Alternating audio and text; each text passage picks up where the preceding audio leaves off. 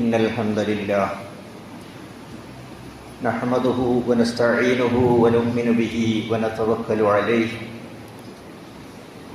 ونعوذ بالله من شرور أنفسنا ومن سيئات أعمالنا من يهده الله فلا مضل له ومن يضلل فلا هادي له وأشهد أن لا إله إلا الله وحده لا شريك له وأشهد أن محمدا عبده ورسوله أرسله بالهدى ودين الحق ليظهره على الدين كله ولو كره المشركون اللهم صل على محمد وعلى آل محمد كما صليت على إبراهيم وعلى آل إبراهيم وبارك على محمد وعلى آل محمد كما باركت على إبراهيم وعلى آل إبراهيم إنك حميد مجيد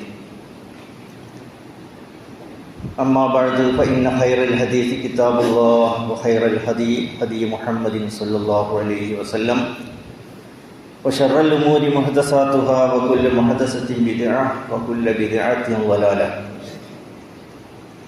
يا أيها الذين آمنوا اتقوا الله حق تقاته ولا تموتن إلا وأنتم مسلمون يا أيها الذين آمنوا اتقوا الله وقولوا قولا سديدا يصلح لكم أعمالكم ويغفر لكم ذنوبكم ومن يطع الله ورسوله فقد فاز فوزا عظيما أعوذ بالله من الشيطان الرجيم بسم الله الرحمن الرحيم قد أفلح من زكاها وقد خاب من دساها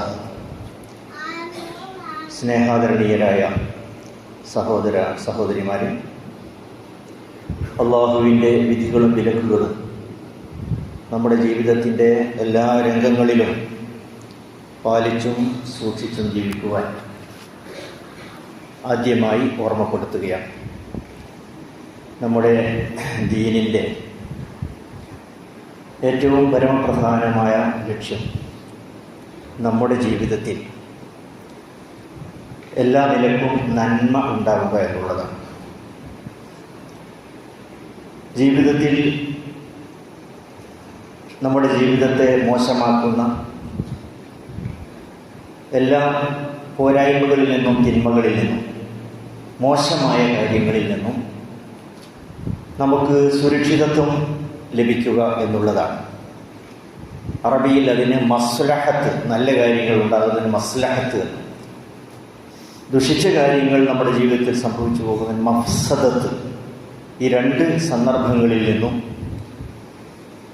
നമുക്ക് അനുയോജ്യമായ ഒരു ജീവിത രീതി ഉണ്ടാക്കിയെടുക്കുക എന്നുള്ളതാണ്. അതിൽ നാം ചെയ്യുന്ന ഓരോ കർമ്മങ്ങൾക്കും പ്രധാനമായി 3 കാര്യങ്ങൾ വേണ്ടതുണ്ട്. ഒന്ന് ഇഖ്ലാസ്. ഇഖ്ലാസ് എന്ന് പറഞ്ഞാൽ നമ്മൾ ചെയ്യുന്ന കാര്യങ്ങൾ നിഷ്കളങ്കമായി, കാപട്യമില്ലാതെ നാം സ്വയം ഏറ്റെടുത്ത് നമ്മുടെ തന്നെ ബോധ്യത്തോടുകൂടി നാം കാര്യങ്ങൾ ചെയ്യുക എന്നുള്ളതാണ്.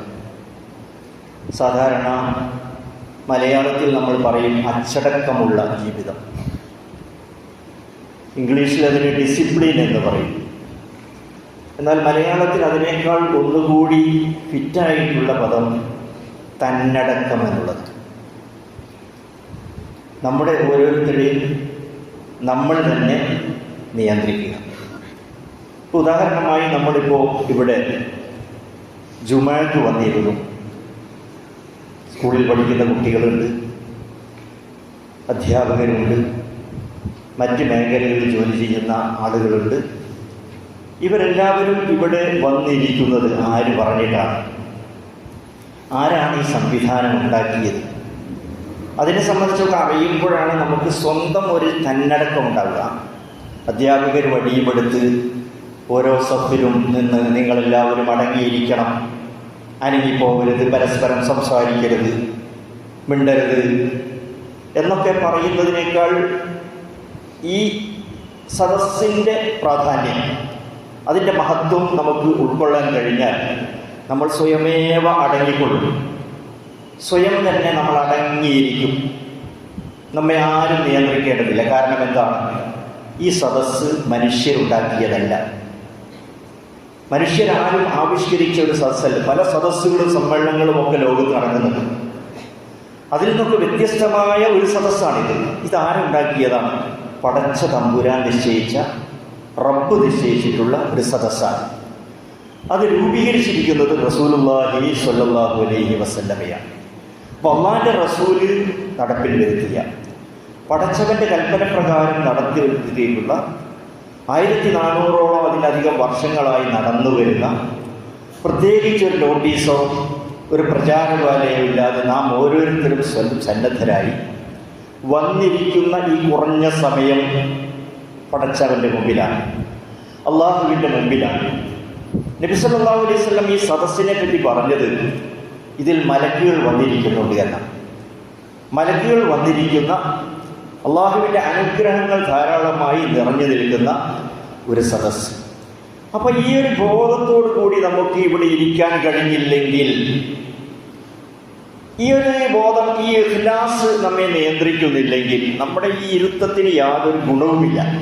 ആരെയോ കാണിക്കാൻ വേണ്ടി, ബോധ്യപ്പെടുത്താൻ വേണ്ടി, ആരെയോ നിർബന്ധത്തിന് വഴങ്ങി, ഇങ്ങനെയൊക്കെ നമ്മളൊരു വന്നിരിക്കലും ഒരു നമസ്കാരം കാട്ടിക്കൂട്ടലും ഒക്കെ നടത്തി പിരിഞ്ഞു പോകുന്നു എന്നതിനപ്പുറം ഇതിനൊരു പ്രാധാന്യം, നമ്മളിൽ ഒരു, അതാണ് തന്നടക്കം, നമ്മളിൽ ഒരു മാറ്റം, നമ്മളിൽ അതിൻ്റേതായ ഒരു ഗുണമുണ്ടാകണമെങ്കിൽ ഇഖ്ലാസ് വേണം. രണ്ടാമത് അതിന് വേണ്ടത് നല്ല നിയ്യത്ത് വേണം. നല്ല നിയ്യത്ത്, നല്ല ഉദ്ദേശത്തോടു ഇരിക്കണം. മൂന്നാമതായി ഇത് അള്ളാഹു കാണുന്നുണ്ട്, അതുകൊണ്ട് പടച്ചവൻ എനിക്കിതിന് കൂലി നൽകും. ഇതിൽ ഞാൻ എൻ്റെ മനസ്സുകൊണ്ടോ, എൻ്റെ കണ്ണുകൊണ്ടോ, എൻ്റെ കൈകാലുകൾ കൊണ്ടോ, എൻ്റെ മറ്റവയവങ്ങൾ കൊണ്ടോ നമ്മൾ ഇതിന് വിരുദ്ധമായ ഒരു രീതി ഈ യുദ്ധത്തിൽ നമ്മൾ സ്വീകരിക്കുകയാണെങ്കിൽ അത് ഈ പ്രവർത്തനത്തോട് നമ്മൾ ചെയ്യുന്ന തെറ്റായ സമീപനമാണ്. അപ്പം അതുകൊണ്ട് തന്നെ അതിന് നമുക്ക് കൂലി കിട്ടുകയുമില്ല. അപ്പോൾ ഈ 3 കാര്യങ്ങൾ നമ്മളെല്ലാ കാര്യത്തിലും വേണം. ഈ സദസ്സിൽ ഇരിക്കുമ്പോൾ വേണം, എല്ലാ കാര്യത്തിലും. മനുഷ്യന് അവൻ്റെ ജീവിതത്തിൽ സംഭവിച്ചു പോകുന്ന എല്ലാ പോരായ്മകളുടെയും പ്രധാനപ്പെട്ട കാരണം ഈ 3 കാര്യങ്ങൾ ഇല്ലാതെ പോകുന്നതാണ്. എച്ചിക്കാനം നമുക്കറിയാം, ഒരു കഥാകൃത്താണ്. അദ്ദേഹം ഒരു കഥ എഴുതുകയുണ്ട്. ബിരിയാണി എന്നാണ് അതിൻ്റെ പേര്. വടക്കൻ കേരളത്തിൽ കല്യാണം, വലിയ ഒരു ധനാഢ്യൻ നടത്തിയ കല്യാണത്തെ ഇതിവൃത്തമാക്കിയാണ് ആ കഥ രചിച്ചിട്ടുള്ളത്. ലോഡ് കണക്കിൽ ബസുമതി അരി ഇറക്കുമതി ചെയ്തുകൊണ്ട് വലിയ പന്തലൊക്കെ കെട്ടി 5000 അതിലധികം ആളുകളൊക്കെ വിളിച്ചു, വലിയ കല്യാണം നടത്തി. കുറേ ഭക്ഷണങ്ങൾ, ബിരിയാണി ചെമ്പ്, പൊട്ടിക്കാത്ത ചെമ്പുകൾ ബാക്കിയായി. ഒരു ബംഗാളിയായ തൊഴിലാളി ഗോപാലൻ വിളിച്ചുകൊണ്ട് കുഴി വെട്ടി വലിയ കുഴിയുണ്ടാക്കി പൊട്ടിക്കാത്ത അടക്കമുള്ള ബിരിയാണി ചെമ്പുകൾ കുഴിയിലേക്ക് മറിക്കുന്ന കാര്യം അതിൽ പറയുന്നു. പിന്നെ അതെല്ലാം ചെയ്യുന്നത് ഈ ഗോപാലൻ്റെ നേതൃത്വത്തിലാണ്. ഗോപാലനോട് അതെല്ലാം ചവിട്ടിക്കൂട്ടാൻ പറഞ്ഞു. ചവിട്ടിക്കൂടി അതിലേക്ക് മണ്ണിടാൻ പറഞ്ഞു. വല്ലാത്ത അസ്വസ്ഥത ഗോപാലനുണ്ട്. ഒന്ന് വീണ്ടും നിർദ്ദേശിച്ച് തൻ്റെ രാജ്യാരുടെ മകൻ നിർബന്ധിച്ച് അത് ചെയ്യിപ്പിച്ചു. അങ്ങനെ കൊഴുപ്പ്, കാലിലൊക്കെ എണ്ണയും ചളിയും നിറഞ്ഞു നിൽക്കുന്ന ആ ഗോപാലനോട് ഒരു സെൽഫിയും എടുത്ത് അവനോട് ചോദിക്കുകയാണ്, നിന്റെ വീട്ടിൽ ആരാണുള്ളത്? നിനക്ക് കുട്ടികളുണ്ടോ? അതെ, എനിക്ക് കുട്ടിയുണ്ട്. പഠിക്കുന്നുണ്ടോ? ഇല്ല. ആൺകുട്ടിയാണോ പെൺകുട്ടിയാണോ? പെൺകുട്ടി. എന്ത് ചെയ്യുന്നു? അത് മരിച്ചുപോയി. എന്തുകൊണ്ടാണ് മരണം സംഭവിച്ചത്? പട്ടിണി കിടന്നാണ് മരിച്ചത്. ഇതാണ് അതിൻ്റെ ആ കഥയിൽ. അപ്പോൾ ഒരു കല്യാണം, അല്ലെങ്കിൽ ഒരു ഉദാഹരണം ഞാൻ നിങ്ങളുടെ മുമ്പിൽ സൂചിപ്പിച്ചു. എന്തൊരു സംഗതി നമ്മൾ ചെയ്യുമ്പോഴും ആ കാര്യത്തിൽ നമ്മുടെ ചുറ്റുപാടുമുള്ള ഈ ലോകത്തിൻ്റെ മനുഷ്യരുടെ കാര്യങ്ങൾ കൂടി ഉൾക്കൊണ്ടുകൊണ്ട് അതിലൂടെയൊക്കെ ചിന്തിച്ച് നമുക്കുണ്ടാകുന്ന അള്ളാഹുവിൻ്റെ അനുഗ്രഹങ്ങൾ നമ്മൾ എങ്ങനെ വിനിയോഗിക്കണം, ഉപയോഗപ്പെടുത്തണം, എങ്ങനെ നമ്മളതുമായി ബന്ധപ്പെട്ട് പെരുമാറണം, ഇത് പഠിപ്പിക്കുകയാണ് യഥാർത്ഥത്തിൽ ദീൻ ചെയ്യുന്നത്. ഇത് ഹാജി ആയതുകൊണ്ടോ നമസ്കാരം നിർവഹിച്ചതുകൊണ്ടോ പള്ളിയിൽ വന്നിരുന്നത് കൊണ്ടോ മാത്രം ഉണ്ടാകുന്ന ഒരു കാര്യമല്ല. മറിച്ച് ഈ കർമ്മങ്ങൾ, ഇബാദത്തൊക്കെ വളരെ പ്രധാനപ്പെട്ടത് തന്നെയാണ്. ഹജ്ജ് വളരെ പ്രധാനപ്പെട്ടതാണ്. നമസ്കാരം ഒഴിച്ചുകൂടാൻ പാടില്ലാത്ത ഇബാദത്താണ്. നോമ്പ് അനിവാര്യമായി നമ്മൾ നിർവഹിക്കേണ്ടതാണ്. പക്ഷേ ഈ ഇബാദത്തുകളിലൂടെ നമ്മളിൽ ഉണ്ടായിത്തീരേണ്ടതായ ഗുണവിശേഷങ്ങൾ, അതില്ലാതെ പോകുമ്പോഴാണ് നമ്മുടെ സദസ്സ് അലങ്കോലപ്പെടുത്തുന്നത്, നമ്മുടെ കല്യാണങ്ങൾ വൃത്തികേടാകുന്നത്, നമ്മുടെ സാമൂഹ്യ രംഗം താറുമാറാകുന്നത്, നമ്മുടെ കുടുംബരംഗം അസ്വസ്ഥമാകുന്നത്, മാതാപിതാക്കളും കുട്ടികളുമായുള്ള ബന്ധം, അധ്യാപകരും കുട്ടികളുമായുള്ള ബന്ധം, ഇതൊക്കെ വളരെ മോശമായി പോകുന്നത്. അതുകൊണ്ട് പ്രത്യേകിച്ച് എൻ്റെ കുട്ടികളോട് പറയുവാനുള്ളത്, നബി സല്ലല്ലാഹു അലൈഹി വസല്ലമയുടെ കൂടെയുണ്ടായിരുന്ന സ്വഹാബികളെ സംബന്ധിച്ച് നമ്മൾ വിചാരിക്കും അവരൊക്കെ വലിയ പ്രായം ചെന്ന ആളുകളാണ്.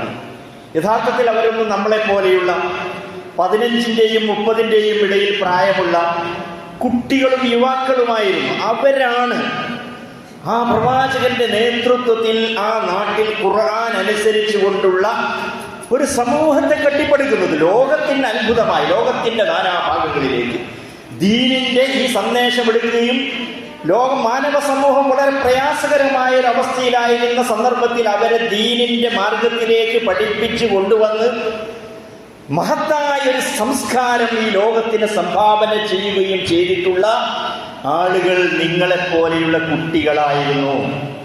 ആ കുട്ടികളാണ് ആ കാര്യം നിർവഹിച്ചിട്ടുള്ളത്. സഹാബികൾ, പ്രഗത്ഭരായ സഹാബികളെല്ലാം യുവാക്കളും ചെറുപ്പക്കാരുമായിരുന്നു. അതുകൊണ്ട് എൻ്റെ കുട്ടികളോട് പ്രത്യേകിച്ച് എനിക്ക് പറയാനുള്ളത്, നമ്മൾ കുട്ടികൾ മാത്രമല്ല, നമുക്ക് ചില ഉത്തരവാദിത്തങ്ങൾ നിർവഹിക്കാറുണ്ട്. അതിനനുസരിച്ചുകൊണ്ട് നമ്മുടെ മനസ്സ് പാകപ്പെടണം. അതുകൊണ്ടാണ് ഖുർആൻ പറഞ്ഞത്, ഖദ് അഫ്ലഹ മൻ സക്കാഹ. നമ്മുടെ മനസ്സിനെ ശുദ്ധമാക്കിയ ആരാണോ അവനാണ് വിജയിച്ചിട്ടുള്ളവൻ. വഖദ് ഖാബ മൻ ദസ്സാഹ. ഇതിനൊക്കെ അവഗണിച്ച് വളരെ മോശമായ രൂപത്തിലൊക്കെ നമ്മൾ പെരുമാറി നമ്മുടെ എല്ലാ പ്രവർത്തനങ്ങളും മോശമായാൽ അവനാണ് പരാജയപ്പെട്ടു പോകുന്നവൻ. ഈ പരാജയത്തെ ഓർമ്മപ്പെടുത്തുവാനും ഈ വിജയത്തിന്റെ വഴിയിലേക്ക് നമ്മെ നയിക്കുവാനും അല്ലാഹു സുബ്ഹാനഹു വ തആല നമുക്ക് നിശ്ചയിച്ചു തന്നിട്ടുള്ള ഏറ്റവും പ്രധാനപ്പെട്ട മാർഗമാണ് ജുമുഅ എന്ന് പറയുന്നത്. ആ ജുമുഅയിലേക്ക് നമ്മളെ വളരെ നല്ല രൂപത്തിൽ അല്ലാഹു ഖുർആനിലൂടെ വിളിച്ചിട്ടുണ്ട്. യാ അയ്യുഹല്ലദീന ആമനൂ ഇദാ നൂദിയ ലിസ്സലാ. നമസ്കാരത്തിലേക്ക്, മിൻ യൗമിൽ ജുമുഅ, ജുമുഅയിലേക്ക് നിങ്ങളെ വിളിച്ചാൽ ഫസ്അഉ ഇലാ ദിക്രില്ലാ, അല്ലാഹുവിനെ ഓർക്കുന്നതിലേക്കാണ് നിങ്ങൾ ഓടി വരേണ്ടത്. ഈ വന്നിരിക്കുന്നതിലേക്ക് പടച്ചവനെ ഓർമ്മ വേണം. ആ ഓർമ്മയിൽ നിങ്ങൾക്ക് ഇരിക്കാൻ സാധിച്ചാൽ, അതിലൂടെയുള്ള ഒരു ജുമുഅയിൽ നിങ്ങൾ പങ്കെടുത്താൽ, അത് നിങ്ങൾ ക്ലാസ്സിലേക്ക് തിരിച്ചു പോകുമ്പോൾ, നിങ്ങളുടെ വീടുകളിലേക്ക് തിരിച്ചു പോകുമ്പോൾ അവിടെയെല്ലാം അള്ളാഹുവിനെ സംബന്ധിച്ചുള്ള ഓർമ്മ നിങ്ങളിൽ ഉണ്ടാകും. ആ ഓർമ്മ നിങ്ങളുടെ ജീവിതത്തെ നന്നാക്കി തീർക്കും. നിങ്ങളുടെ ജീവിതത്തിൽ എന്തെന്നില്ലാത്ത അനുഗ്രഹങ്ങൾ പടച്ചവൻ നൽകും. നിങ്ങളുടെ ജീവിതത്തിൽ പഠനത്തിലും അതുള്ള കാര്യങ്ങളിലൊക്കെ വലിയ പുരോഗതി അല്ലാഹു സുബ്ഹാനഹു ഉണ്ടാക്കി തരും. അല്ലാഹു സുബ്ഹാനഹു വ തആല ആ രൂപത്തിൽ നമ്മുടെ ജീവിതത്തെ ക്രമപ്പെടുത്തി നല്ല ഒരു സൊസൈറ്റിയിൽ നല്ല കാര്യങ്ങൾ സംഭാവന ചെയ്യുന്ന ഉത്തമ വ്യക്തിത്വങ്ങളായി അല്ലാഹു നമ്മളെ എല്ലാവരെയും മാറ്റി തീർക്കുമാറാകട്ടെ. നമ്മൾ വന്നുപോയിട്ട് തെറ്റുകുറ്റങ്ങൾ അല്ലാഹു നമുക്ക് വിട്ടുപുറത്ത് മാപ്പ് നൽകി അനുഗ്രഹിക്കുമാറാകട്ടെ.